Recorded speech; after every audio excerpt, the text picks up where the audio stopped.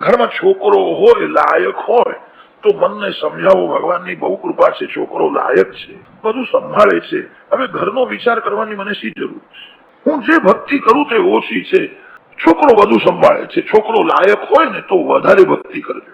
ઘરનો વિચાર છોડો. કદાચ છોકરો નાલાયક હોય તો મનને સમજાવો પ્રભુએ જે કર્યું છે તે સારું જ કર્યું છે.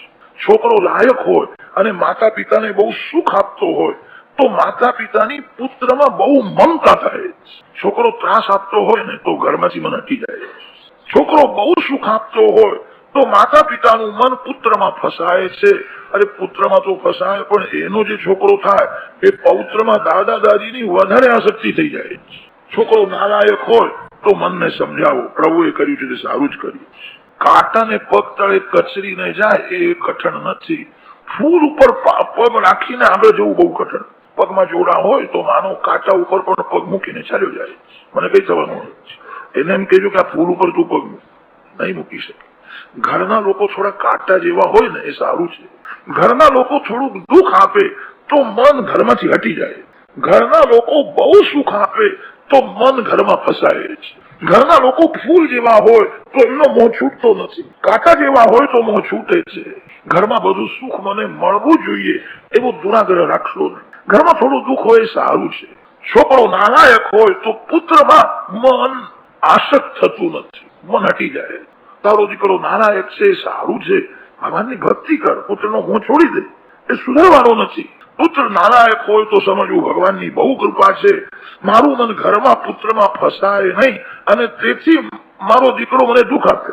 સારું છે. ઘરમાં દીકરો ન હોય તો હૈયું બાળશો નહીં. કેટલાક લોકો એવા હોય છે દીકરો ન હોય તો એમને બહુ બહુ દુઃખ થાય. તમારો ઉદ્ધાર તમારે જ કરવાનો છે. તમારી લાગણી જેટલી તમને છે એટલી બીજા કોઈને નથી. છોકરો શું કરવાનો હતો? કલયુગના છોકરાઓ તો જ્યાં લગ્ન થયું કે માતા પિતાના પ્રેમને ભૂલી જાય. બાલ્ય અવસ્થામાં માને છોડવા તૈયાર નહોતો, 2 મિનિટ માને છોડતો નહોતો. જ્યાં લગ્ન થયું કે મા સાથે રહેવું ગમતું નથી, અલગ થઈ જાય. કેટલાક લોકો એવા થયા છે એમને માની ભૂલ દેખાય છે, પત્નીની ભૂલ દેખાતી નથી, અલગ થાય. છોકરો ન હોય તો હૈયું બાળવું નહીં. પ્રભુએ જે કર્યું છે તે સારું જ કર્યું. મારો ઉદ્ધાર મારે જ કરવો છે. લોકો આશા રાખે છે છોકરો હોય તો દીવો કરશે. કલયુગમાં તો એવા છોકરાઓ હવે પાકે છે, મા બાપનો દીવો ઉલવી નાખે છે, નવો દીવો કરતા નથી.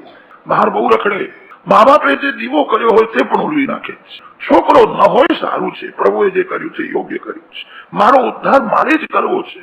કલયુગના છોકરાઓને માતા પિતાનું શ્રાદ્ધ કરવાની ફુરસદ નથી હોતી. માતા પિતાના ઉપકાર ભૂલી જાય છે. લગ્ન થયા પછી સ્ત્રીમાં એવો મોહ થઈ જાય. સ્ત્રી જે કે છે એ જ સાચું લાગે છે, સારું લાગે છે. છોકરો ન હોય તો સમજવું ભગવાનની બહુ કૃપા છે, મારા હાથે મારે બધું વાપરી નાખવું.